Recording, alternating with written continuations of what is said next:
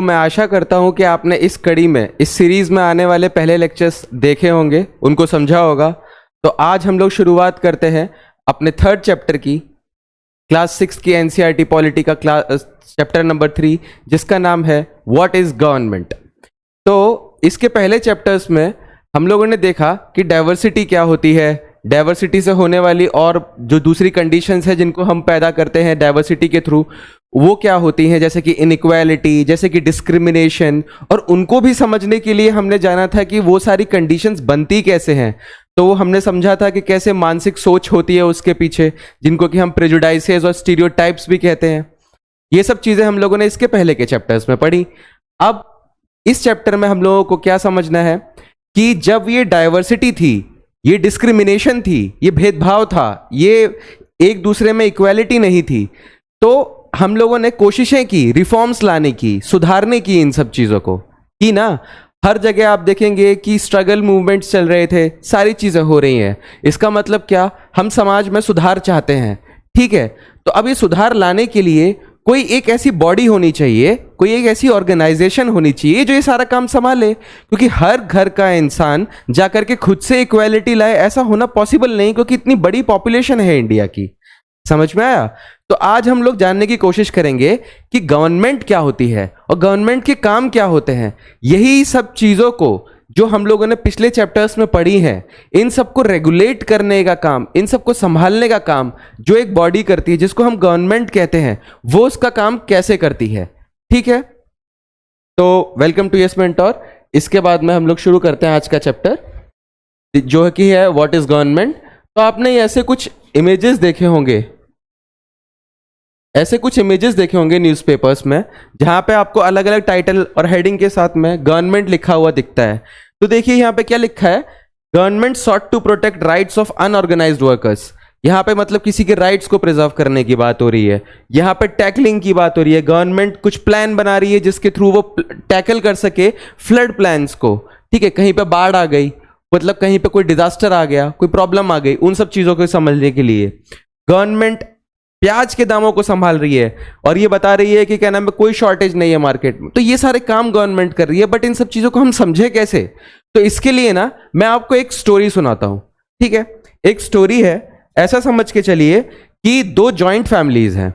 Joint families का मतलब क्या, सबसे पहले ऊपर ग्रैंड पेरेंट्स हैं, उसके नीचे पेरेंट्स हैं, ठीक है। मतलब ग्रैंड पेरेंट्स के जो बच्चे होंगे, समझ लीजिए 3-4 बच्चे हैं, समझ में आया? ऐसे करके कुछ बच्चे हैं, ठीक है। और इन पेरेंट्स के भी कुछ बच्चे होंगे, यहाँ पर सन, डॉटर, सन, वैसे ही इनके कुछ 2 बच्चे हैं, सन, डॉटर, फिर यहाँ पर भी सन, डॉटर, ऐसे करके समझ लीजिए पूरा ये फैमिली है, जॉइंट फैमिली है, ठीक है। ऐसा एक है स्ट्रक्चर। तो आप क्या देख रहे हैं, यहाँ पे सबसे ऊपर कौन है, दादा दादी, ग्रैंड पेरेंट्स जिनको हम लोग बोलते हैं, है ना। यहाँ पे सबसे ऊपर कौन है, दादा दादी। उसके नीचे कौन है, आपके पापा मम्मी हो सकते हैं, चाचा चाची हो सकते हैं, आपसे बड़े हो सकते हैं, ठीक है। उसके बाद में उसके नीचे कौन आ गए, आप लोग आ गए। उसके बाद में आपके कजिन सिस्टर्स वगैरह जो कुछ भी है, मतलब ये कुल मिलाकर के एक जॉइंट फैमिली है, ठीक है। तो अब हम लोग इस फैमिली की मदद से कोशिश करेंगे समझने की कि ये गवर्नमेंट क्या चीज है, ठीक है। तो अब आप समझिए कि आपके घर के अंदर कैसे कोई काम होता है। जैसे आपको समझने की बात यह है कि आपके घर में एक नया टीवी लेना है, नया फ्रिज लेना है, ठीक है। ऐसा कुछ भी नया काम करना है, तो हम लोग क्या कोशिश करते हैं, हम लोग ये देखने की कोशिश करते हैं कि मार्केट में इस समय सबसे अच्छा कौन सा है, हमारे बजट में आना चाहिए। ये सारी चीज़ें समझते हैं ना, कि मतलब मार्केट में चीज़ अच्छी कौन सी चल रही है, और उसके बाद में ये हमारे बजट में आएगा कि नहीं आएगा। समझ में आया? मतलब कि क्या हो रहा है कि हम लोगों को अपने घर के लिए कोई सामान चाहिए, तो हम लोग क्या कर रहे हैं, ये पेरेंट्स मिलकर के आपस में, समझ में आया? क्योंकि जॉइंट फैमिली है, ठीक है, सबकी राय जरूरी है। आई बात समझ में? तो हम लोग क्या करते हैं, यहाँ पे सब लोग जाकर के आपस में बात करेंगे, ठीक है। और उसके बाद में ग्रैंड पेरेंट्स, अगर क्या नाम है उस घर में सबसे बड़े जो हैं, वो सारे फंक्शंस में उन सब चीज़ों में डिसीजंस लेते होंगे, तो उनको जाकर के बताएंगे कि बॉस हम लोगों को क्या नाम है ऐसे कुछ सामान चाहिए, और हम लोगों ने पता किया है कि मार्केट में ये सबसे अच्छा है और ये हमारे बजट में भी आ रहा है, तो क्या हमें लेना चाहिए या नहीं लेना चाहिए। समझ में आया? अब इसमें सारे डिसीजन लेने वाले कौन हैं, ग्रैंड पेरेंट्स हैं, ठीक है। अब यहां पर आपको समझने वाली बात आती है, अभी ग्रैंड पेरेंट्स आपको बोल देते हैं कि नहीं, कोई टीवी नहीं लिया जाएगा। आई बात समझ में? मतलब कि उन्होंने एक डिसीजन लिया, हर चीज को अपने हिसाब से समझा और उसके बाद में एक डिसीजन ले लिया, ठीक है, और वो डिसीजन सबके ऊपर इक्वली लागू होगा। आ गई बात समझ में? अगर ग्रैंड पेरेंट्स बोल देते हैं नो, कोई टीवी नहीं आएगा, कोई टीवी की जरूरत नहीं है, आई बात समझ में? तो इसका मतलब क्या है कि सिर्फ एक ही इंसान के हाथ में हम लोगों ने सारी पावर दे दी, है ना? एक ही इंसान के हाथ में हमने सारी पावर दे दी, जिनके डिसीजंस हम मान रहे हैं। आ गई बात समझ में? और एक दूसरा तरीका हो सकता है क्या, कि ग्रैंड पेरेंट्स जो हैं वो इस चीज को समझे और वो जाने कि हाँ, हमारे घर में एक टीवी की जरूरत है, तो वो उस हिसाब से हाँ बोले और उसके बाद में सब लोग सर्वसम्मति से रहें। तो ये रास्ते हो गए, आपको समझ में आ गए होंगे।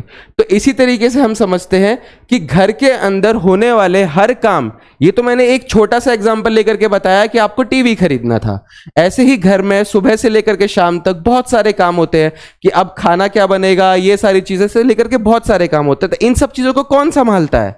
इन सब चीजों को कौन संभालते हैं? यही सब लोग, पेरेंट्स मिलकर के आपस में, ठीक है, और उसके ऊपर ग्रैंड पेरेंट्स भी बैठे होते हैं उनको मॉनिटर करने के लिए।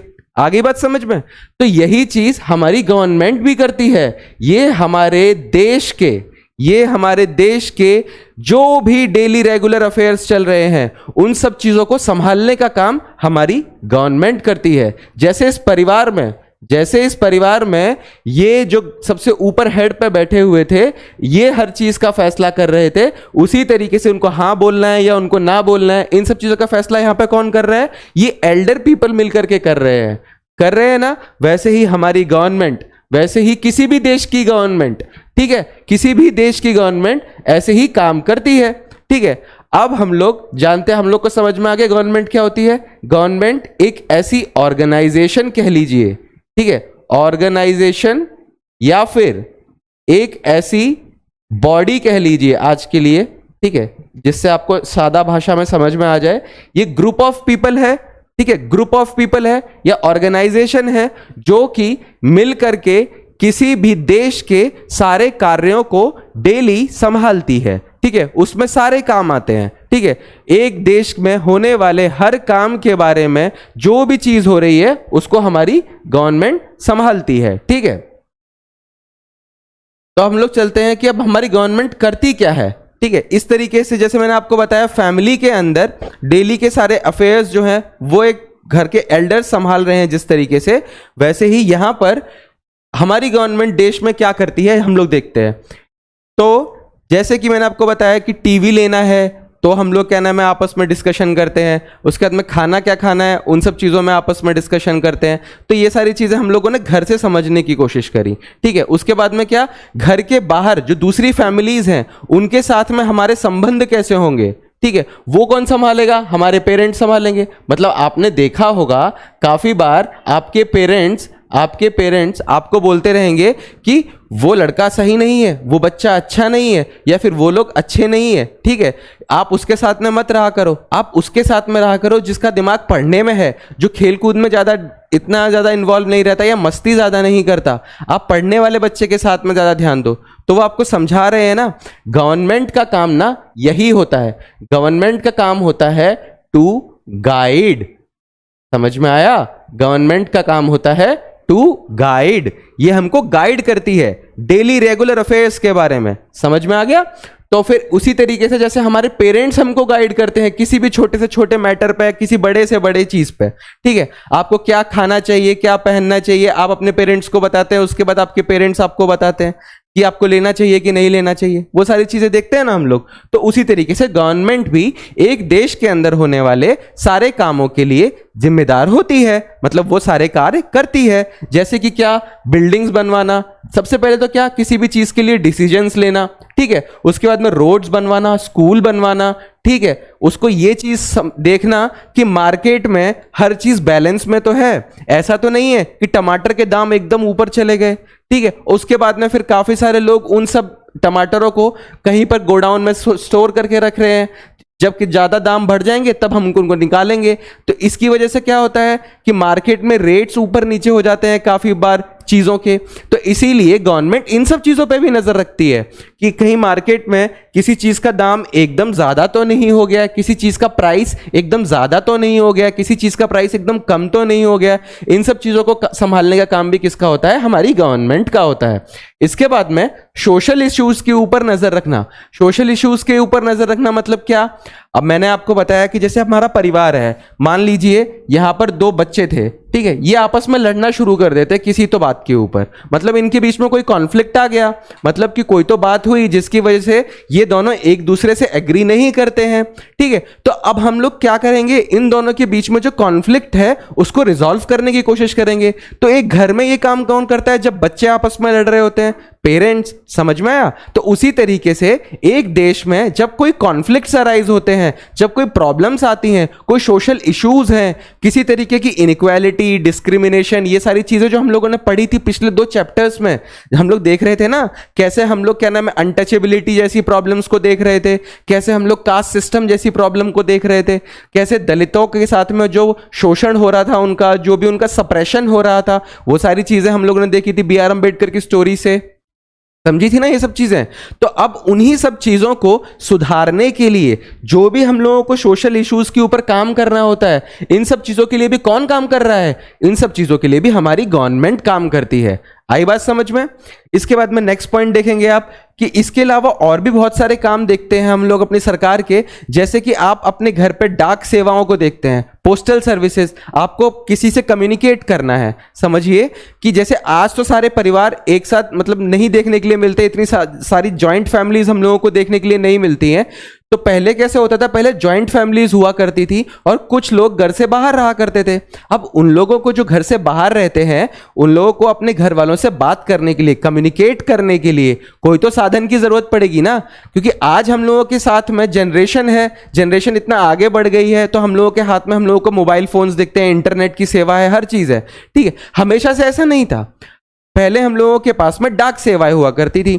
अब वो डाक सेवाएं, वो सारे रिसोर्सेज उनको मुहैया करवाना और उसके बाद में ये सारा कम्युनिकेशन एस्टेब्लिश कर पाना, इतना बड़ा काम पूरे देश के लिए कर पाना, ये सब चीजें कौन कर सकता है? ये सब चीजें सिर्फ सरकार कर सकती है। तो ऐसी सारी चीजें भी हम लोग देखते हैं कि किसी देश की सरकार उसकी पोस्टल सर्विसेज, रेलवे सर्विसेज, इन सब चीजों के लिए भी काम करती है, ठीक है। उसके बाद में मैंने आपको बताया कि जैसे एक परिवार है, तो एक परिवार और उसके साथ में उनके जो नेबर्स हैं, उनके जो आस पड़ोसी हैं, उनके रिलेशंस उनके साथ में कैसे होंगे। जैसे आप लोग अपने घर के आस पड़ोस में देखते होंगे, तो कुछ आपके पड़ोसी ऐसे होंगे जो आपको बहुत पसंद करते होंगे या फिर आप उनको बहुत पसंद करते होंगे, है ना। वैसे तो हम सबको प्यार से रहना चाहिए, लेकिन काफी बार हम लोग देखते हैं कि कुछ हम लोगों को बहुत ज्यादा पसंद होते हैं, कुछ कम पसंद होते हैं। आई बात समझ में? तो फिर इसलिए हम लोग देखते हैं कि हम लोगों के रिलेशंस, जो हम लोग जिनको बहुत ज्यादा पसंद करते हैं उनके साथ में अलग तरीके का व्यवहार होता है, और जिनको हम थोड़ा कम पसंद करते हैं उनके साथ में उस तरीके का व्यवहार देखते हैं ना। उसी तरीके से किसी देश के अंदर होता है, किसी देश की सरकार जो आस पड़ोस में दूसरे देश हैं, आस पड़ोस में जितने भी हम दूसरे देश देखते हैं, उनके साथ में जैसे रिलेशन होंगे वो उस देश की सरकार जो है डिसाइड करती है, उसके ऊपर डिसीजन लेती है, और किस तरीके से हम लोग उनके साथ में आगे चलेंगे टाइम के साथ में, ये सारी चीजों के फैसले भी वहां की सरकार करेगी। समझ में आया? उसके बाद में मतलब क्या हो गया इसका अर्थ कि हमारी बाउंड्रीज को प्रोटेक्ट करने की जिम्मेदारी, मतलब हम लोगों के देश के अंदर होने वाले मैटर्स और उसके साथ में किसी दूसरे देश के साथ में होने वाले रिलेशंस, मतलब उनके साथ में हमारे रिलेशंस कैसे होंगे, अगर अटैक होता है या कोई वॉर जैसी कंडीशन आती है तो उस समय पर अपने देश की सीमाओं की सुरक्षा करने का काम ये भी किसका है? ये भी देश की सरकार का है काम। समझ में आ गया?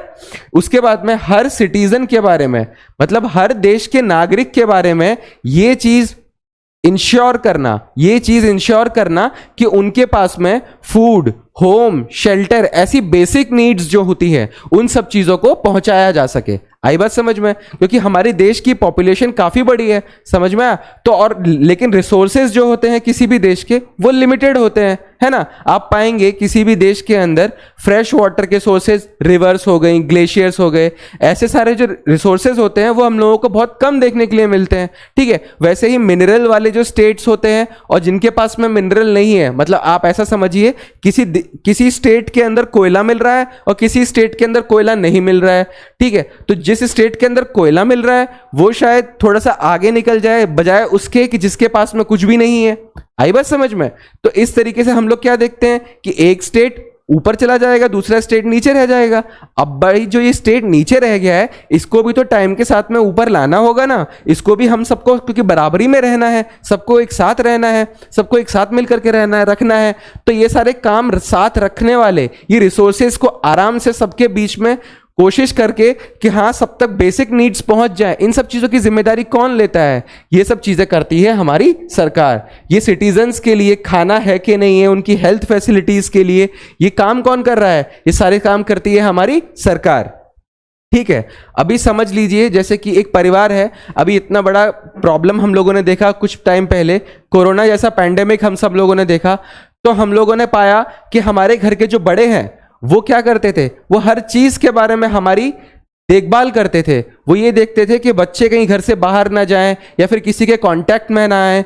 इन सब चीजों की जिम्मेदारी किसने ले रखी थी हमारे घर पे? हमारे पेरेंट्स ने। उसी तरीके से किसी देश की सरकार जब उसी देश के ऊपर किसी तरह की नेचुरल डिजास्टर्स या कैलामिटीज या किसी और तरह की प्रॉब्लम्स आ जाती हैं, तब उस देश को संभालने की जिम्मेदारी, वहां के नागरिकों को संभालने की जिम्मेदारी, उनको एड देने की जिम्मेदारी, ये जिम्मेदारी किसकी है? ये हमारी गवर्नमेंट की है। समझ में आया?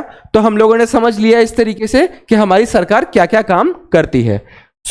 नेक्स्ट अब हम लोग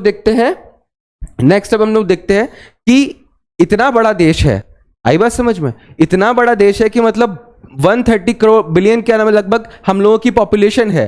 समझ में आ रहा है? तो अब इस पॉपुलेशन को मैनेज करना, जैसे कि एक जॉइंट फैमिली है, उसमें सिर्फ एक इंसान हर चीज नहीं संभाल सकता।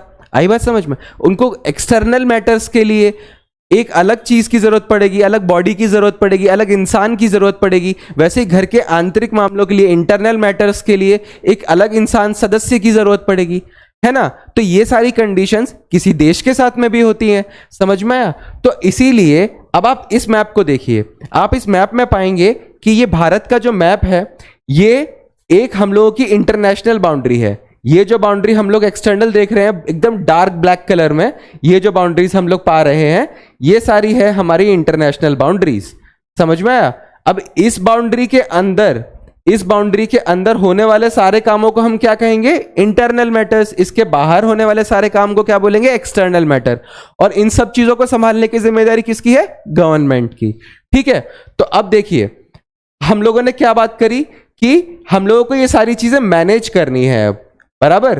तो अब आंतरिक मामलों के लिए, मतलब इंटीरियर मैटर्स के लिए और एक्सटीरियर मैटर्स के लिए हम लोगों को डिफरेंट बॉडी की जरूरत पड़ेगी। और वहीं ये एक छोटा सा स्टेट, आप देखेंगे कोई भी जो देश होता है वो कुछ प्रोविंसेस से, कुछ स्टेट से मिलकर के बना होता है। तो यहां पर मैं एक स्टेट मार्क कर रहा हूं, आप बताएंगे कौन सा स्टेट है, ठीक है।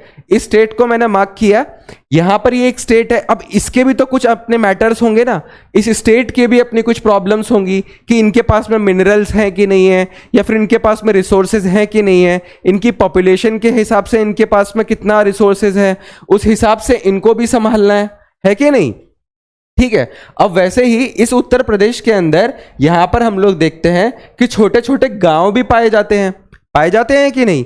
तो इसी तरीके से इन सब चीजों को संभालने के लिए हमारी गवर्नमेंट भी ना डिफरेंट लेवल्स में काम करती है, ठीक है। डिफरेंट लेवल्स में काम करती है।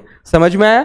अभी नेशनल मैटर्स मतलब कि पूरे देश को जब हम लोग साथ में रखते, एक नजर से देखते हैं कि मतलब इंडिया एज अ होल, उसकी जो मैटर्स होंगे कि इंडिया पूरे के अंदर एक चीज एक साथ होनी चाहिए, या फिर इंडिया एज अ होल अगर किसी मैटर में इन्वॉल्व्ड है तो वो सारी चीजों को जो संभालने की जिम्मेदारी है वो हमारी नेशनल गवर्नमेंट की है। जैसे क्या? जैसे डिफेंस, किसी भी देश के ऊपर होने वाले कोई भी अटैक से बचाने की जिम्मेदारी या किसी भी देश की आर्मी को सशक्त करने की जिम्मेदारी ये किसकी है? नेशनल गवर्नमेंट की। आई बात समझ में? उसके बाद में स्टेट गवर्नमेंट क्या होती है? जब हम लोग क्या नाम है एक पूरे देश को संभालने के लिए हमारे पास में एक बॉडी मिल गई हम लोगों को, नेशनल गवर्नमेंट। अब वैसे ही ऐसे काफी सारे स्टेट्स मिलकर के लगभग 28 स्टेट्स आज के टाइम पे हैं, ठीक है, और प्लस 8 यूनियन टेरिटरीज हम लोगों को देखने के लिए मिलती हैं, ठीक है। तो 28 स्टेट्स हैं, 8 यूनियन टेरिटरीज हैं। ये जो डिवीजन हम लोगों ने किया है ये किस लिए? ताकि हम लोग ये सब चीजें अच्छे से मैनेज कर सकें, वरना हम लोग इसको एक इंडियन नेशनल गवर्नमेंट के हाथ में अगर छोड़ देते तो फिर से क्या होता कि एक इंसान के हाथ में सारी पावर पहुंच जाती, एक गवर्नमेंट के हाथ में सारी पावर पहुंच जाती है ना। तो इसी चीज से समझने के लिए, इसी चीज को बचाने के लिए और हर इंसान तक रिसोर्सेज पहुंच सके और उनका एडमिनिस्ट्रेशन, प्रशासन अच्छे से हो सके, इसीलिए हम लोग क्या किया कि हम लोगों ने कंट्री को स्टेट्स में डिवाइड किया और यूनियन टेरिटरीज में डिवाइड किया। तो अभी हम लोगों ने देखा नेशनल गवर्नमेंट किसके लिए? पूरी इंडिया के लिए। वैसे ही एक स्टेट गवर्नमेंट किसी भी एक स्टेट के लिए, समझ में आया? जैसे उत्तर प्रदेश एक स्टेट है तो इस उत्तर प्रदेश की भी अपनी एक सरकार होगी, वैसे ही बिहार एक स्टेट है, बिहार की भी एक सरकार होगी, हरियाणा है, हरियाणा की भी सरकार है, आसाम है, आसाम की भी अपनी सरकार है। तो इस तरीके से एक देश को संभालने के लिए नेशनल गवर्नमेंट और हर राज्य को संभालने के लिए राज्य सरकार या फिर स्टेट गवर्नमेंट। और इसके बाद में मैंने आपको बताया क्या, राज्यों के अंदर हम लोगों को छोटे छोटे गांव देखने के लिए मिलते हैं, है ना, शहर देखने के लिए मिलते हैं, टाउन्स, विलेजेस, ये सब चीजें देखने के लिए मिलती हैं। तो इनका मैनेजमेंट भी होना जरूरी है ना, क्योंकि सिर्फ अगर हम लोग पूरे स्टेट को देख के चलें तो स्टेट में भी हमारे इतने बड़े बड़े स्टेट्स हैं कि मतलब किसी ऐसे बड़े बड़े कंट्रीज भी नहीं है जितने बड़े हमारे पास में स्टेट्स अवेलेबल हैं। समझ में आया? तो हम लोग क्या पाते हैं कि इन स्टेट्स को भी गवर्न करने के लिए इनसे भी एक छोटा यूनिट होना जरूरी है ताकि हर इंसान तक रिसोर्सेज पहुंचाए जा सके। तो हम लोग गांव के लेवल पे, मतलब विलेजेस के लेवल पे, ठीक है, और टाउन्स के लेवल पे हम लोग अपना थर्ड लेवल ऑफ गवर्नमेंट बनाते हैं, ठीक है, थर्ड लेवल ऑफ गवर्नमेंट, जिसको हम लोग क्या देख रहे हैं यहां पर? लोकल लेवल या फिर पंचायत, ठीक है, लोकल लेवल या फिर पंचायत। समझ में आ गया? तो इस तरीके से गवर्नमेंट सारी चीजों को संभालने की कोशिश करती है निरंतरता से, कि मतलब देश को संभालने के लिए नेशनल गवर्नमेंट, राज्यों को संभालने के लिए राज्य सरकार है, और जो छोटे गांव हैं, टाउन्स हैं, और हर इंसान तक हम लोग पहुंच सकें उसके लिए लोकल सेल्फ गवर्नमेंट या फिर पंचायत सिस्टम। समझ में आ गया? तो अगली स्लाइड पर चलते हैं और देखते हैं कि और क्या चीजें हैं। इसके बाद में हम लोग देखते हैं कि गवर्नमेंट काम कैसे करती है। समझ में आया? तो अब हम लोग क्या करेंगे कि गवर्नमेंट काम कैसे करती है उसको ना उस फैमिली से रिलेट करेंगे जो मैंने आपको बताई थी। अब आपको अगर ऐसे बता दिया जाए आपके घर में कि आप हफ्ते में सिर्फ एक बार जंक फूड खा सकते हैं, ठीक है, हफ्ते में एक बार से ज्यादा अगर आपने जंक फूड खाया तो आपको उसके हिसाब से पनिशमेंट मिलेगी। समझ में आया? तो ये क्या है? एक तरीके का रूल है, ये एक तरीके का रूल है जो आपके पेरेंट्स ने आपके लिए बनाया। सिंपल सा रूल है कि हफ्ते में सिर्फ एक बार आप जंक फूड खा सकते हैं, उससे ज्यादा जंक फूड नहीं खाना है। जंक फूड मतलब क्या? बर्गर, पिज्जा, ऐसी सब चीजें नहीं खानी चाहिए, हम लोग को बैलेंस डाइट खानी चाहिए। इसीलिए आपके पेरेंट्स ने क्या डिसीजन लिया? उन लोगों ने ऐसा एक डिसीजन लिया और एक रूल बना करके तैयार किया, ठीक है। अभी बाई चांस ऐसा होता है कि आपने ये रूल तोड़ा, ठीक है, तो इसके हिसाब से आपको पनिशमेंट दी जाएगी। क्यों? क्योंकि आपने रूल तोड़ा। रूल तोड़ना मतलब कि क्या? आपने कोई तो भी ऐसा काम किया जो कि आपको नहीं करना चाहिए था। आगे बात समझ में? तो फिर इसमें आपको पनिशमेंट दी जा सकती है। मतलब कि क्या? कि आप नेक्स्ट वीक भी अब कोई जंक फूड नहीं खाओगे, अगले 2 वीक तक कोई जंक फूड नहीं खाओगे, ठीक है, ऐसी आपको पनिशमेंट दे दी जाए। तो इसमें यहां पे क्या हुआ कि आपके पेरेंट्स ने एक रूल बनाया और उसको आपको फॉलो करना था। अगर आपने फॉलो नहीं किया तो आपको उसके हिसाब से सजा मिलेगी। आई बात समझ में? हो गया, सिंपल सा स्टोरी है। अब इसी चीज को हम लोग गवर्नमेंट के कंसेप्ट से समझने की कोशिश करते हैं। बच्चों, ऐसे ही गवर्नमेंट भी ना हम लोगों को गवर्न करने के लिए, हम लोगों को गाइड करने के लिए, मैंने आपको क्या बताया था? गवर्नमेंट में जो वर्ड है इसका अर्थ क्या होता है? To guide. समझ में आया? ये हम लोगों को गाइड करने के लिए टाइम टू टाइम लॉज बनाती है। हमारी कंडीशंस को देखते हुए, हमारे समाज को देखते हुए ये कानून बनाती है। आई बात समझ में? कानून बनाएगी और हम नागरिकों को, हम लोगों को इन सब कानूनों को फॉलो करना होता है। ये फॉलो करवाने वाला काम भी सरकार का ही होता है। बुक में एक बहुत अच्छा एग्जाम्पल दिया है जिसमें उन्होंने बताया है कि अगर आप लोगों को ऐसा कह दिया जाए कि आप जब रास्ते पे चलते हैं तो आप विदाउट ड्राइविंग लाइसेंस लिए गाड़ी नहीं चला सकते, और अगर आप पाए जाते हैं कि आप विदाउट ड्राइविंग लाइसेंस गाड़ी चला रहे थे तो आपको उसके मुताबिक आपको सजा दी जाएगी। समझ में आया? तो अगर यहां पर सजा के प्रबंध ना हो, अगर यहां पर सजा ना हो तो इंसान क्या करेगा? फिर कोई भी लाइसेंस बनवाएगा क्या? आप खुद बताइए। अगर सजा ना मिले, किसी को पकड़ा ना जाए और उसके बाद में उनकी चेकिंग ना हो और उसके बाद में ये पता ना चले कि भाई इनके पास में ड्राइविंग लाइसेंस था भी कि नहीं था, इसका मतलब कोई भी जाकर के ड्राइविंग करनी शुरू कर देगा। जिसको आती होगी वो भी शुरू कर देगा, जिसको नहीं आती होगी वो भी शुरू कर देगा। उसकी वजह से आप क्या पाएंगे बाद में कि रास्तों पे एक्सीडेंट्स हो रहे हैं या फिर कुछ और कंडीशंस भी डेवलप हो सकती है ना। तो इन सब चीजों में सुधार के लिए क्या हो सकता है? सरकार कानून बनाए कि आपको ड्राइविंग लाइसेंस लेकर के गाड़ी चलानी होगी, और ड्राइविंग लाइसेंस आपको तभी मिलेगा जब आप ड्राइविंग टेस्ट देंगे। समझ में आया? तो जब आप टेस्ट पास करेंगे आप लाइसेंस पाएंगे, लाइसेंस पाएंगे तो आप गाड़ी चला पाएंगे। ये सिंपल सा हो गया लॉ।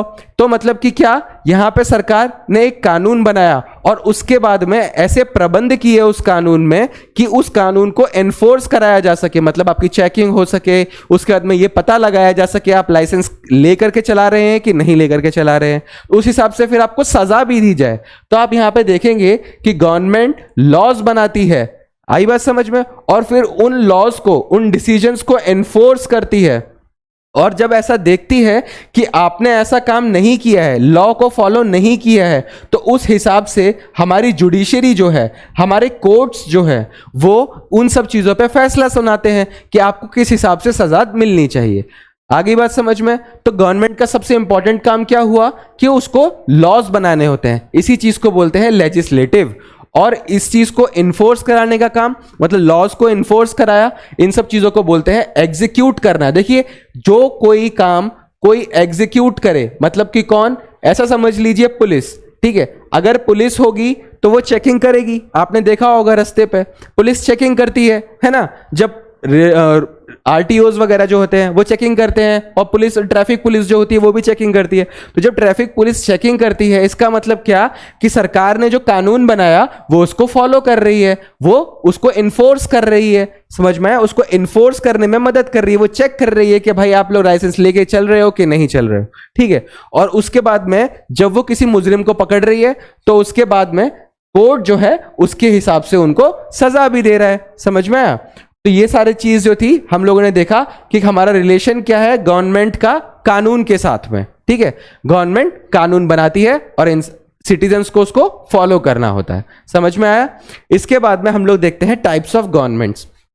तो बच्चों, आज के टाइम पे जैसे हम लोग गवर्नमेंट देखते हैं कि एक सरकार है, ठीक है, जिसमें हम लोग क्या नाम है, हर बार जाकर के हर 5 साल के अंदर इलेक्शंस होते हैं और जाकर के सरकार बना रहे हैं। तो ये सब चीजें हैं क्या, ये समझ में नहीं आ रही हैं, है ना। तो हम लोग एकदम स्टार्टिंग से शुरू करते हैं। कैसा था कि ऐसा समझिए कि आपका घर है, जैसे मैंने आपको पहले वाला एग्जांपल दिया जॉइंट फैमिली का, जहां पर सिर्फ एक इंसान के हाथ में हम लोगों ने सारे डिसीजन दे दिए। जैसे कि टीवी सेट खरीदना था और सबने क्या नाम है, सबकी इच्छा थी घर में कि टीवी सेट आए, लेकिन सिर्फ एक इंसान के कहने पर, जो हमारे सबसे ऊपर हेड थे, उनके कहने पर, जिनको हम लोगों ने हेड बना के रखा था, उन्होंने जब मना कर दिया तो उसके बाद में उनके डिसीजन पर हम सबको चलना हुआ। समझ में आया? तो वैसे ही किसी देश में लोगों के बीच वो कैसे शासित हो रहे हैं या फिर कैसे गाइड किए जा रहे हैं, ये जिस हिसाब से मालूम पड़ता है उसी हिसाब से पता चलता है कि वहां पे गवर्नमेंट कैसी है। समझ में आया? तो अब हम लोग देखें अगर, तो ये पहली टाइप ऑफ गवर्नमेंट जो हम लोग देखते हैं इसे कहते हैं मोनार्की। मोनार्की में क्या होता है, आप देखेंगे मोनार्की का मतलब है मोनो का मतलब होता है वन, ठीक है, वन मतलब सिंगल पर्सन, ठीक है। उसके बाद में आर्की का मतलब होता है रूल, ठीक है। अगर वन पर्सन रूल कर रहा है, इसका मतलब क्या, पहले ना बच्चों राजा महाराजा हुआ करते थे, ठीक है। तो ये सारे डिसीजंस लेने का काम कौन करते थे? हमारे किंग या फिर क्वीन, दोनों में से कुछ भी हो सकती है। आप पाएंगे जब आप हिस्ट्री पढ़ेंगे तब आप देखेंगे कैसे अलग अलग टाइम पे अलग अलग किंग हुए हैं, क्वींस हुई हैं। समझ में आया? तो आप लोग देखेंगे कि कैसे राजा जो हुआ करता था, हालांकि इनके साथ में इनकी एक काउंसिल हुआ करती थी। समझ में आया? जैसे हमारे ग्रैंड पेरेंट्स थे, ठीक है, ग्रैंड पेरेंट्स के साथ में अगर हमारे पेरेंट्स साथ में बैठ जाएं, ठीक है, और उसके बाद में एक डिसीजन लें, लेकिन जो मेन डिसीजन है वो ग्रैंड पेरेंट का ही लास्ट हो, मतलब कि क्या, उनके हाँ या ना बोलने पर ही सारी चीजें निर्भर करती हो। इसका मतलब क्या कि हमने एक इंसान के हाथ में सारी की सारी पावर दे रखी है, सारे के सारे decision making ability, decision making power जो है हमने सिर्फ एक ही इंसान के हाथ में दे रखी है, तो उसको हम लोग कहते हैं मोनार्की। ऐसे जब रूल होता है, जब ऐसी टाइप ऑफ गवर्नमेंट होती है जिसमें सिर्फ एक ही इंसान रूल कर रहा होता है या फिर एक ही इंसान के हाथ में सारी पावर होती है, तो क्या होता है कि ये जो इंसान है या फिर ये जो किंग है, ये बिल्कुल भी आंसरेबल नहीं होता है, not answerable to common people. इसका मतलब क्या? मेरी मर्जी, मैं चाहूं ये करूं, मैं चाहे वो करूं, मेरी मर्जी। समझ में आया? इसका अर्थ सिंपल सा इतना ही है। अगर राजा को पसंद है कि सब लोग, मतलब ऐसा समझिए ग्रैंड पेरेंट ने ऑर्डर दे दिया कि सब लोग सिर्फ क्या खाएंगे, सब लोग सिर्फ खिचड़ी कड़ी खाएंगे। समझ में आया? सब लोग सिर्फ खाएंगे खिचड़ी और कड़ी, तो मतलब पूरे घर को खिचड़ी कड़ी खानी पड़ेगी। वहीं एक दूसरी फैमिली है जिसमें ग्रैंड पेरेंट्स और बाकी पेरेंट्स हैं, समझ में आया, और उसके नीचे उसके बच्चे हैं, ठीक है, और भी बहुत सारे सन, डॉटर, सन हम लोगों को देखने के लिए मिलते हैं। यहाँ पे क्या होता है, बच्चों ने बताया कि नहीं, हम लोगों को क्या नाम है, दाल खिचड़ी नहीं खानी, हम लोगों को अपनी पसंद का खाना है। पेरेंट्स ने बताया कि नहीं, हम लोगों को ये सब चीज़ें नहीं खानी, कुछ अपनी पसंद का खाना है। तो वहाँ पे अगर सबसे पूछ करके अगर डिसीजन लिए जाते हैं तो उस तरह की गवर्नमेंट को हम लोग बोलते हैं डेमोक्रेटिक गवर्नमेंट। डेमोक्रेटिक गवर्नमेंट में क्या होता है बच्चों? डेमो का मतलब होता है पीपल, डेमो का मतलब होता है पीपल, और क्रेसी का मतलब मैंने आपको पहले ही बताया, रूलिंग। समझ में आया? मतलब इफ पीपल आर रूलिंग तो जो सरकार का नाम कहलाएगा वो कहलाएगा डेमोक्रेटिक गवर्नमेंट, और इनको डेमोक्रेसीज भी बोलते हैं, डेमोक्रेसी भी बोलते हैं। समझ में आया? तो ऐसे परिवार, ऐसी कंट्रीज जहां पे सारी की सारी पावर किसी एक इंसान के हाथ में है, समझ में आया, तो ऐसी टाइप ऑफ गवर्नमेंट को क्या बोलते हैं हम लोग? Monarchy, king rule, queen rule, ये सब चीजें। वहीं अगर सर्वसम्मति से हर इंसान की बात को सुनकर के, हर इंसान की बात को सुनकर के अगर डिसीजन लिए जा रहे हैं, हर इंसान के जो तरीके हैं उन सब पे नजर रख के, हर चीज को नजरों में रख करके अगर काम किया जा रहा है, हर एक चीज को, तो उसको बोलेंगे पीपल रूलिंग। समझ में आया? तो इसको बोलेंगे डेमोक्रेसी। समझ में आ गया?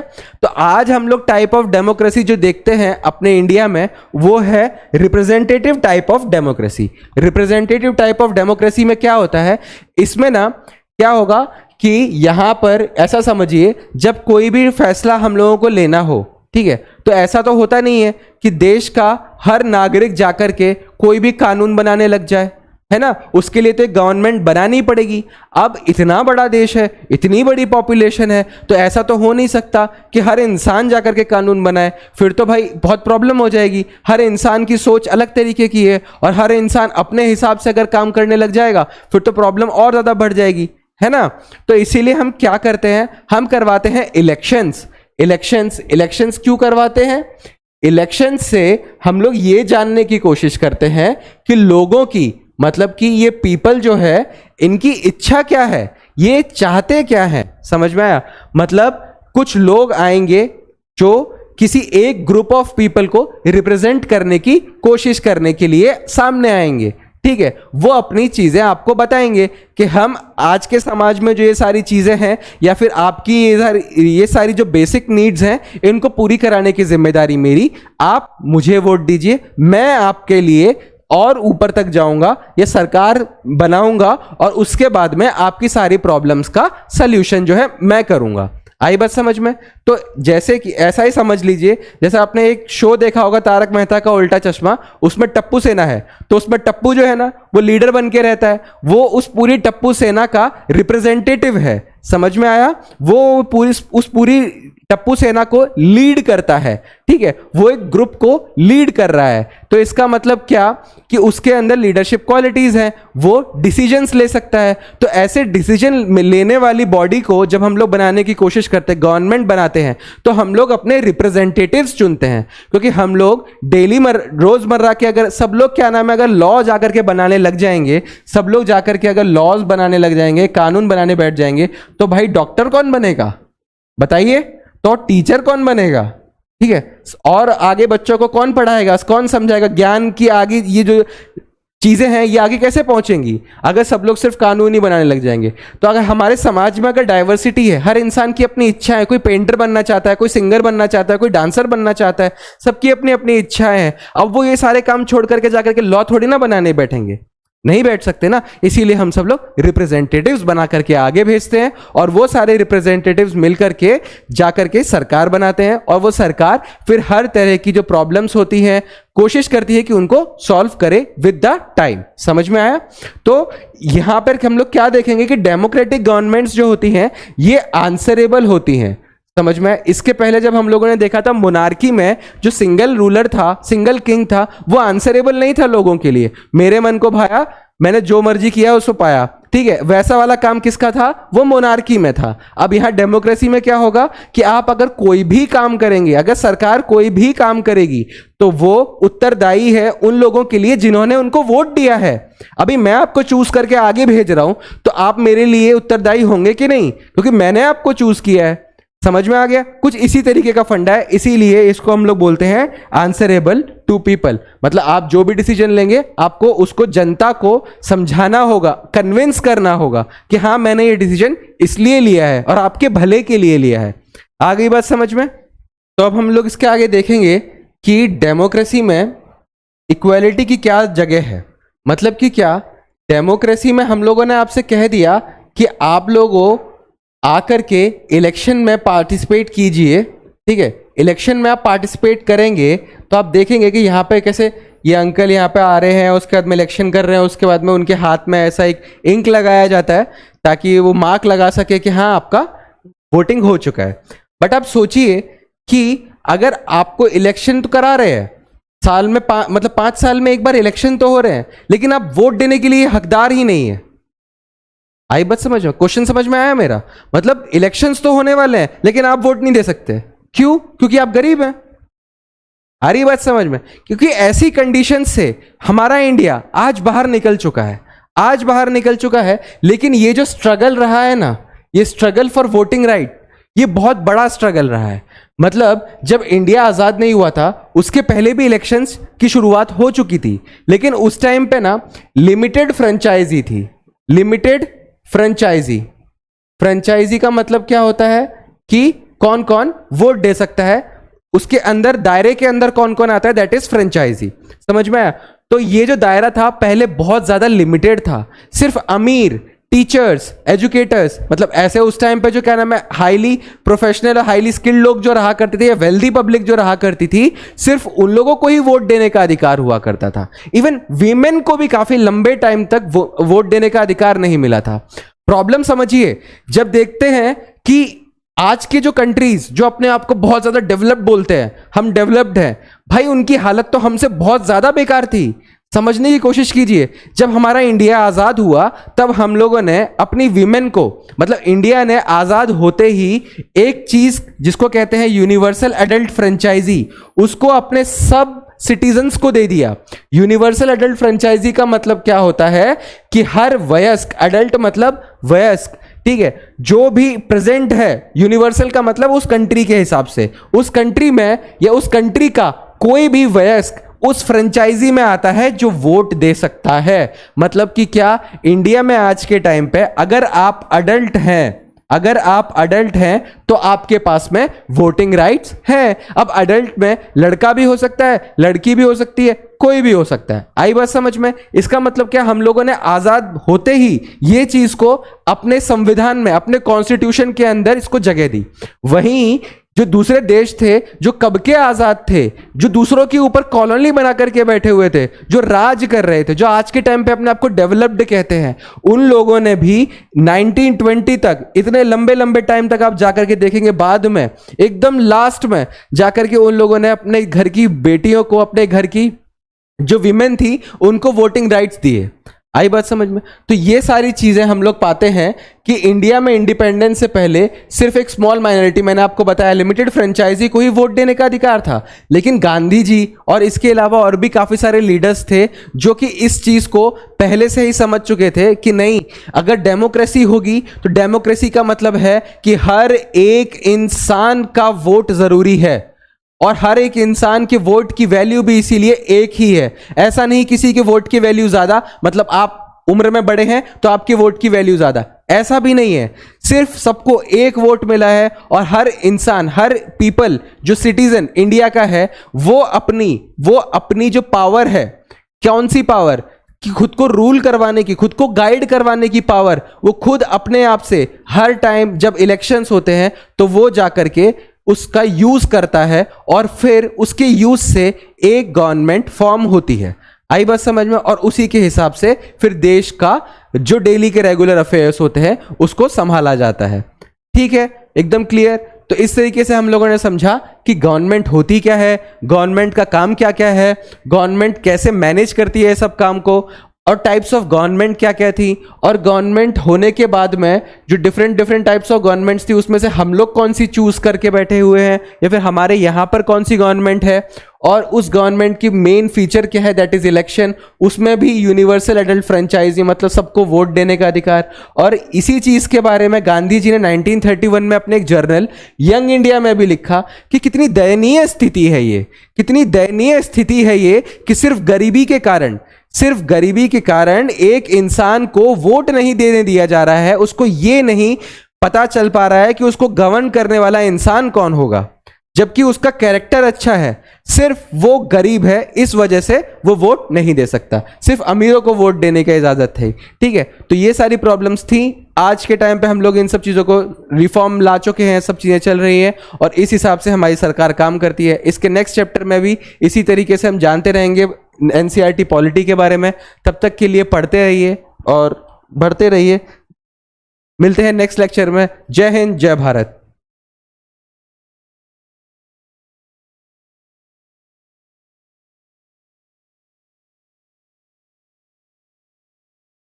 Hello friends and welcome to Yes Mentor. So मैं आशा करता हूँ कि आपने इस कड़ी में, इस सीरीज़ में आने वाले पहले लेक्चर्स देखे होंगे, उनको समझा होगा। तो आज हम लोग शुरुआत करते हैं अपने थर्ड चैप्टर की, क्लास 6 की एनसीईआरटी पॉलिटी का चैप्टर नंबर 3, जिसका नाम है व्हाट इज़ गवर्नमेंट। तो इसके पहले चैप्टर्स में हम लोगों ने देखा कि डाइवर्सिटी क्या होती है, डाइवर्सिटी से होने वाली और जो दूसरी कंडीशंस है जिनको हम पैदा करते हैं डाइवर्सिटी के थ्रू, वो क्या होती हैं, जैसे कि इनइक्वालिटी, जैसे कि डिस्क्रिमिनेशन। और उनको भी समझने के लिए हमने जाना था कि वो सारी कंडीशंस बनती कैसे हैं। तो वो हमने समझा था कि कैसे मानसिक सोच होती है उसके पीछे, जिनको कि हम प्रेजुडाइसेस और स्टीरियोटाइप्स भी कहते हैं। ये सब चीज़ें हम लोगों ने इसके पहले के चैप्टर्स में पढ़ी। अब इस चैप्टर में हम लोगों को क्या समझना है कि जब ये डाइवर्सिटी थी, ये डिस्क्रिमिनेशन थी, ये भेदभाव था, ये एक दूसरे में इक्वालिटी नहीं थी, तो हम लोगों ने कोशिशें की रिफॉर्म्स लाने की, सुधारने की, इन सब चीज़ों को की ना।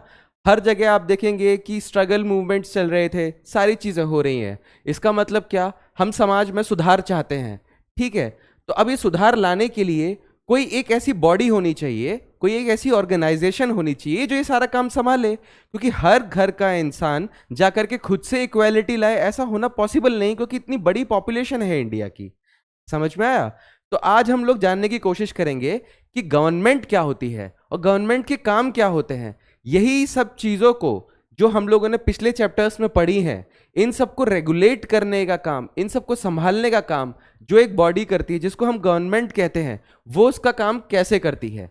ठीक है, तो वेलकम टू यस मेंटोर। इसके बाद में हम लोग शुरू करते हैं आज का चैप्टर, जो कि है व्हाट इज गवर्नमेंट। तो आपने ऐसे कुछ इमेजेस देखे होंगे, न्यूज़पेपर्स में, जहाँ पे आपको अलग अलग टाइटल और हेडिंग के साथ में गवर्नमेंट लिखा हुआ दिखता है। तो देखिए यहाँ पे क्या लिखा है, government sought to protect rights of unorganised workers. यहाँ पे मतलब किसी के राइट्स को प्रिजर्व करने की बात हो रही है। यहाँ पे टैकलिंग की बात हो रही है, गवर्नमेंट कुछ प्लान बना रही है जिसके थ्रू वो टैकल कर सके फ्लड प्लान्स को। ठीक है, कहीं पे बाढ़ आ गई, मतलब कहीं पे कोई डिजास्टर आ गया, कोई प्रॉब्लम आ गई, उन सब चीज़ों को समझने के लिए गवर्नमेंट प्याज के दामों को संभाल रही है और ये बता रही है कि क्या नाम है, कोई शॉर्टेज नहीं है मार्केट में। तो ये सारे काम गवर्नमेंट कर रही है, बट इन सब चीज़ों को हम समझे कैसे? तो इसके लिए ना मैं आपको एक स्टोरी सुनाता हूँ। ठीक है, एक स्टोरी है, ऐसा समझ के चलिए कि दो जॉइंट फैमिलीज हैं। जॉइंट फैमिलीज का मतलब क्या? सबसे पहले ऊपर ग्रैंड पेरेंट्स हैं, उसके नीचे पेरेंट्स हैं।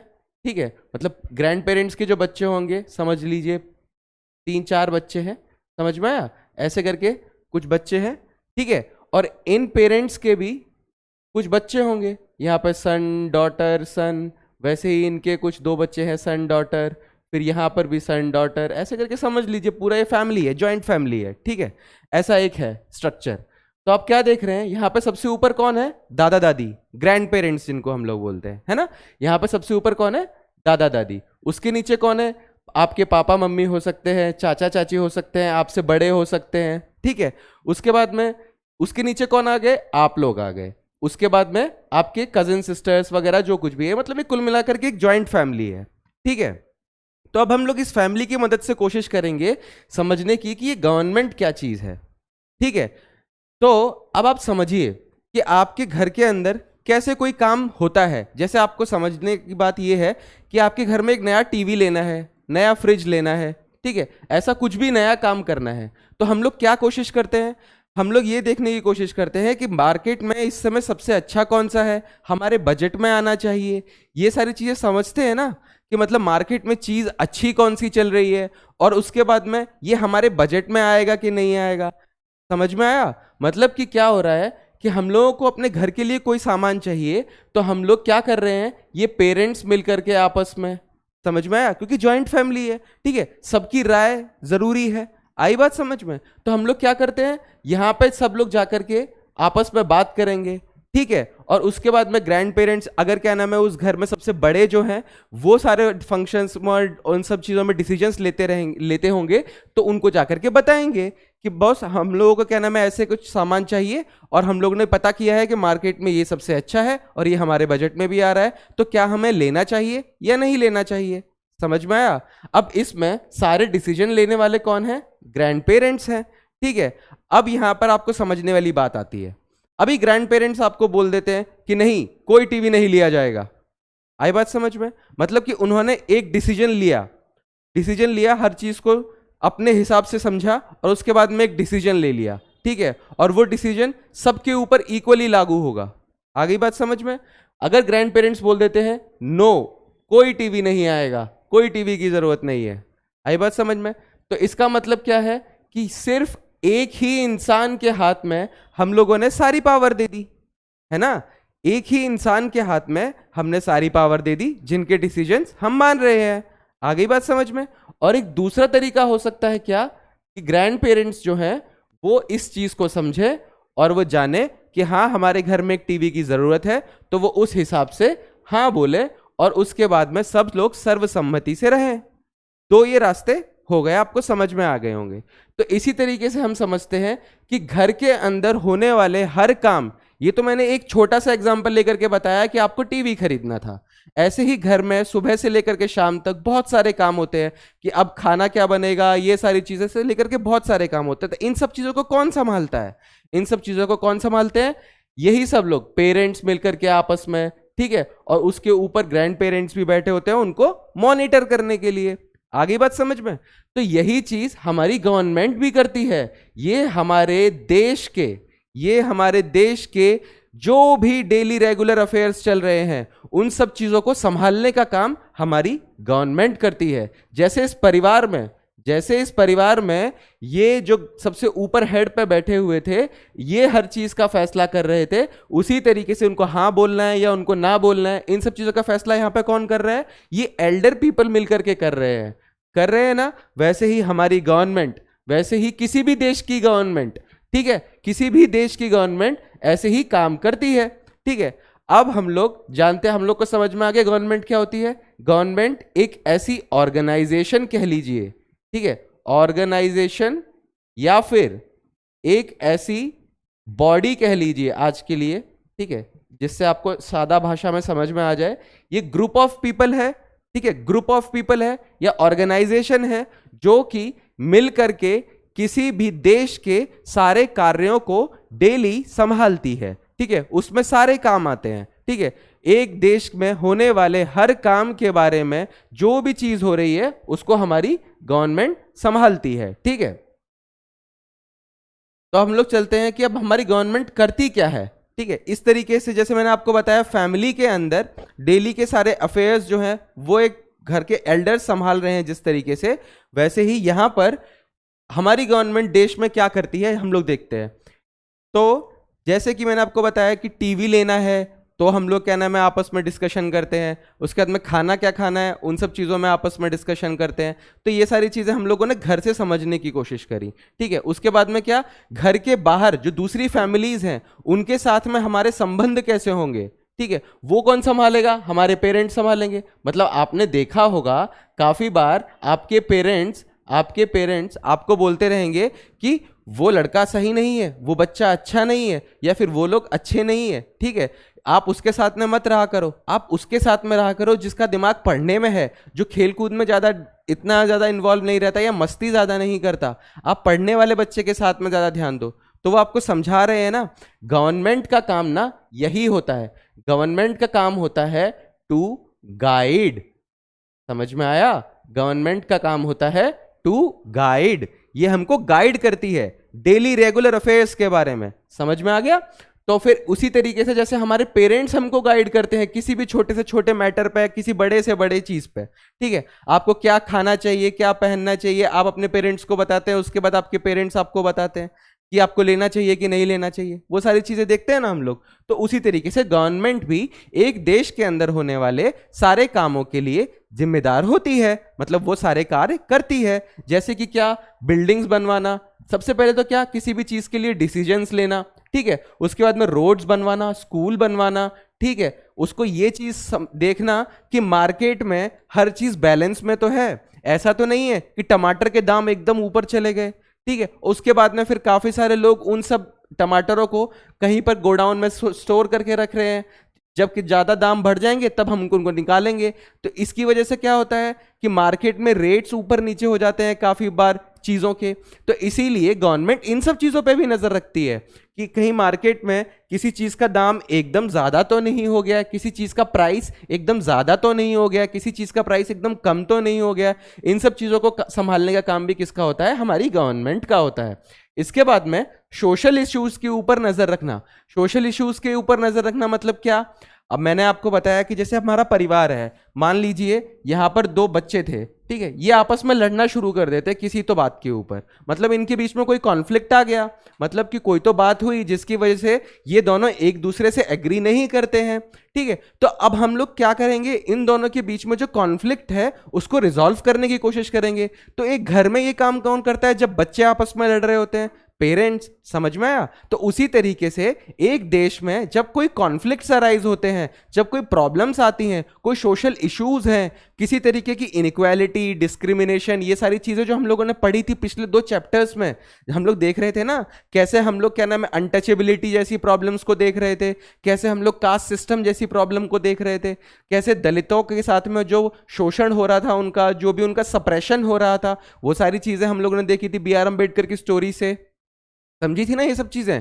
तो अब उन्हीं सब चीजों को सुधारने के लिए जो भी हम लोगों को सोशल इश्यूज के ऊपर काम करना होता है, इन सब चीजों के लिए भी कौन काम कर रहा है, इन सब चीजों के लिए भी हमारी गवर्नमेंट काम करती है। आई बात समझ में।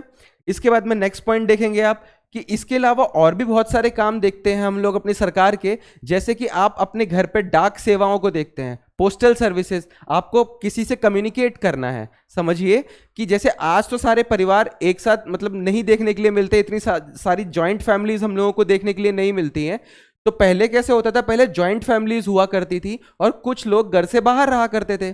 अब उन लोगों को जो घर से बाहर रहते हैं, उन लोगों को अपने घर वालों से बात करने के लिए, कम्युनिकेट करने के लिए कोई तो साधन की जरूरत पड़ेगी ना, क्योंकि आज हम लोगों के साथ में जनरेशन है, जनरेशन इतना आगे बढ़ गई है, तो हम लोगों के हाथ में, हम लोगों को मोबाइल फोन्स दिखते हैं, इंटरनेट की सेवा है, हर चीज है, ठीक है। हमेशा से ऐसा नहीं था। पहले हम लोगों के पास में डाक सेवाएं हुआ करती थी। अब वो डाक सेवाएं, वो सारे रिसोर्सेज उनको मुहैया करवाना और उसके बाद में ये सारा कम्युनिकेशन एस्टेब्लिश कर पाना, इतना बड़ा काम पूरे देश के लिए कर पाना, ये सब चीजें कौन कर सकता है? ये सब चीजें सिर्फ सरकार कर सकती है। तो ऐसी सारी चीजें भी हम लोग देखते हैं कि किसी देश की सरकार उसकी पोस्टल सर्विसेज, रेलवे सर्विसेज, इन सब चीजों के लिए भी काम करती है, ठीक है। उसके बाद में मैंने आपको बताया कि जैसे एक परिवार है, तो एक परिवार और उसके साथ में उनके जो नेबर्स हैं, उनके जो आस पड़ोसी हैं, उनके रिलेशंस उनके साथ में कैसे होंगे। जैसे आप लोग अपने अपने घर के आस पड़ोस में देखते होंगे, तो कुछ आपके पड़ोसी ऐसे होंगे जो आपको बहुत पसंद करते होंगे या फिर आप उनको बहुत पसंद करते होंगे, है ना। वैसे तो हम सबको प्यार से रहना चाहिए, लेकिन काफी बार हम लोग देखते हैं कि कुछ हम लोगों को बहुत ज्यादा पसंद होते हैं, कुछ कम पसंद होते हैं। आई बात समझ में? तो फिर इसलिए हम लोग देखते हैं कि हम लोगों के रिलेशंस, जो हम लोग जिनको बहुत ज्यादा पसंद करते हैं उनके साथ में अलग तरीके का व्यवहार होता है, और जिनको हम थोड़ा कम पसंद करते हैं उनके साथ में उस तरीके का व्यवहार देखते हैं ना। उसी तरीके से किसी देश के अंदर होता है। किसी देश की सरकार जो आस पड़ोस में दूसरे देश हैं, आस पड़ोस में जितने भी हम दूसरे देश देखते हैं, उनके साथ में जैसे रिलेशन होंगे वो उस देश की सरकार जो है डिसाइड करती है, उसके ऊपर डिसीजन लेती है, और किस तरीके से हम लोग उनके साथ में आगे चलेंगे टाइम के साथ में, ये सारी चीजों के फैसले भी वहां की सरकार करेगी। समझ में आया? उसके बाद में मतलब क्या हो गया इसका अर्थ, कि हमारी बाउंड्रीज को प्रोटेक्ट करने की जिम्मेदारी, बाउंड्रीज को प्रोटेक्ट करने की जिम्मेदारी मतलब हम लोगों के देश के अंदर होने वाले मैटर्स और उसके साथ में किसी दूसरे देश के साथ में होने वाले रिलेशंस, मतलब उनके साथ में हमारे रिलेशंस कैसे होंगे, अगर अटैक होता है या कोई वॉर जैसी कंडीशन आती है, तो उस समय पर अपने देश की सीमाओं की सुरक्षा करने का काम ये भी किसका है? ये भी देश की सरकार का है काम। समझ में आ गया? उसके बाद में हर सिटीजन के बारे में, मतलब हर देश के नागरिक के बारे में ये चीज इंश्योर करना कि उनके पास में फूड, होम, शेल्टर, ऐसी बेसिक नीड्स जो होती है उन सब चीजों को पहुंचाया जा सके। आई बात समझ में? क्योंकि हमारे देश की पॉपुलेशन काफी बड़ी है, समझ में आया? तो और लेकिन रिसोर्सेज जो होते हैं किसी भी देश के वो लिमिटेड होते हैं, है ना। आप पाएंगे किसी भी देश के अंदर फ्रेश वाटर के सोर्सेज, रिवर्स हो गई, ग्लेशियर्स हो गए, ऐसे सारे जो रिसोर्सेज होते हैं वो हम लोगों को बहुत कम देखने के लिए मिलते हैं, ठीक है। वैसे ही मिनरल वाले जो स्टेट्स होते हैं और जिनके पास में मिनरल नहीं है, मतलब आप ऐसा समझिए किसी स्टेट के अंदर कोयला मिल रहा है और किसी स्टेट के अंदर कोयला नहीं मिल रहा है, ठीक है। तो जिस स्टेट के अंदर कोयला मिल रहा है वो शायद थोड़ा सा आगे निकल जाए बजाय उसके कि जिसके पास में कुछ भी नहीं है। आई बात समझ में? तो इस तरीके से हम लोग क्या देखते हैं कि एक स्टेट ऊपर चला जाएगा, दूसरा स्टेट नीचे रह जाएगा। अब भाई जो ये स्टेट नीचे रह गया है इसको भी तो टाइम के साथ में ऊपर लाना होगा ना, इसको भी हम सबको, क्योंकि बराबरी में रहना है, सबको एक साथ रहना है, सबको एक साथ मिलकर के रखना है। तो ये सारे काम साथ रखने वाले, ये रिसोर्सेज को आराम से सबके बीच में कोशिश करके कि हाँ सब तक बेसिक नीड्स पहुंच जाए, इन सब चीजों की जिम्मेदारी कौन लेता है? ये सब चीजें करती है हमारी सरकार। ये सिटीजन्स के लिए खाना है कि नहीं है, उनकी हेल्थ फैसिलिटीज के लिए ये काम कौन कर रहा है? ये सारे काम करती है हमारी सरकार, ठीक है। अभी समझ लीजिए जैसे कि एक परिवार है, अभी इतना बड़ा प्रॉब्लम हम लोगों ने देखा कुछ टाइम पहले, कोरोना जैसा पैंडेमिक हम सब लोगों ने देखा, तो हम लोगों ने पाया कि हमारे घर के जो बड़े हैं वो क्या करते थे, वो हर चीज के बारे में हमारी देखभाल करते थे। वो ये देखते थे कि बच्चे कहीं घर से बाहर ना जाएं या फिर किसी के कांटेक्ट में ना आए। इन सब चीजों की जिम्मेदारी किसने ले रखी थी हमारे घर पे? हमारे पेरेंट्स ने। उसी तरीके से किसी देश की सरकार जब उसी देश के ऊपर किसी तरह की नेचुरल डिजास्टर्स या कैलामिटीज या किसी और तरह की प्रॉब्लम्स आ जाती हैं,